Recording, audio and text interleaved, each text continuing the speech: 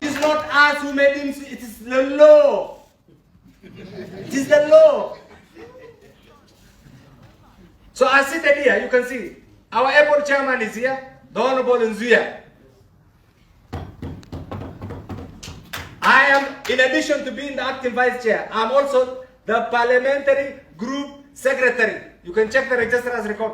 The Honorable Kanini Kega is here, director of elections, and the acting secretary general. The Honorable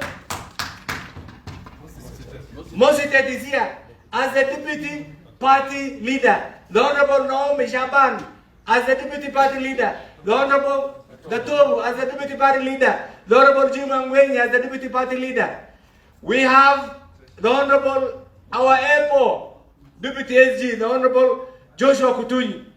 We have the Honorable Rachel Chamai here, treasurer, and also deputy director of elections. Honestly speaking, I want you to ask you members of the fourth estate. We have the youth leader here, Mundalo. Ask Jernia Kioni, and wherever he is. We have the director of legal service. Executive, we have the director of legal, we have the executive director, the party complete. And I want to challenge the members, you know, for me, I'm a friend, and I want to challenge the members of the fourth estate. Ask yourselves, and this question should go to the Honorable Kioni. He wants to organize an illegal coup within the party. The owners of the party are these people seated here. Not Kioni, not his cohorts, not going round. That will not, I know, he has been given some, he has to justify the expenditures. After we disagreed, and this, our leader will give the official press conference. After 12 February, we as the leadership took stock of the party activities. And it dawned on us that we are cohabiting with a deceitful, corrupt group. And you know the history of this country. I take this, and I'm the one who is saying this. We have had political preneurs. We have had individuals who have had the expertise, who have used every opportunity at the end of every election to manipulate individuals for their personal gains. In the parliamentary practice, Jubilee is the third largest party. The National Assembly consists of 350 members. If you compete, a parliamentary party must garner 5% of the members, elected or nominated. Jubilee has 28 members. The threshold is 18. If you compete, ODM is number one. Not ODM, sorry. UDA is number one. Number two is ODM. Number three is Jubilee.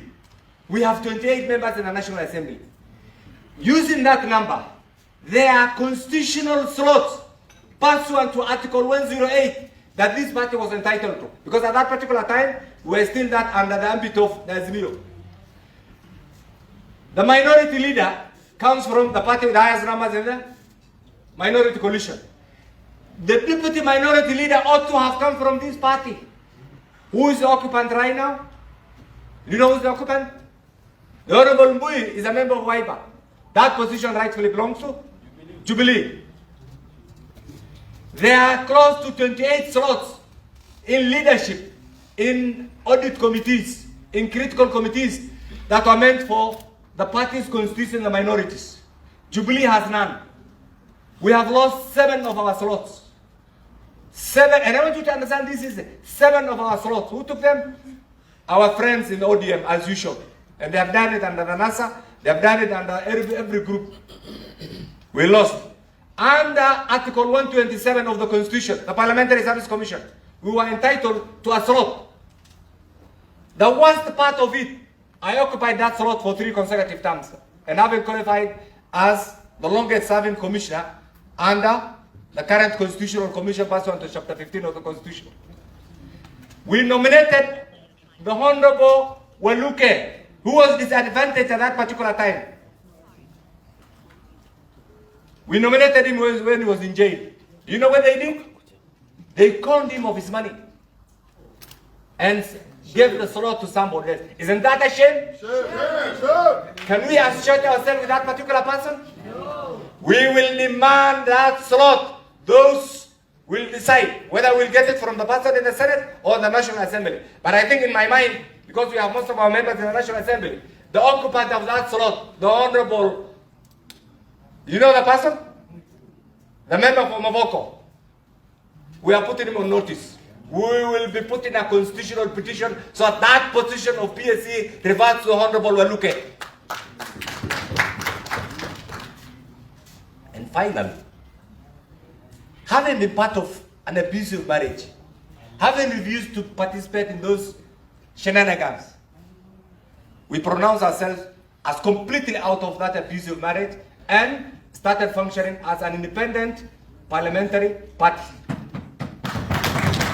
In October this year, the Speaker of the National Assembly, guided by the law, made a Solomonic ruling and recognized Jubilee as a parliamentary party and appointed the Honorable Sabina Wanjiru Chege as the Jubilee parliamentary whip. The input of that is we are completely out of the ambit of Azimio. When Parliament reconvenes in the next session, under the leadership of the Honorable Sabina Chege, we will demand those 7 slots that we have. I have done a computation. Those 7 slots of leadership will demand the PSC position and will demand the proper placements of these highly qualified men and women in the National Assembly and the Senate in the committees of their choice.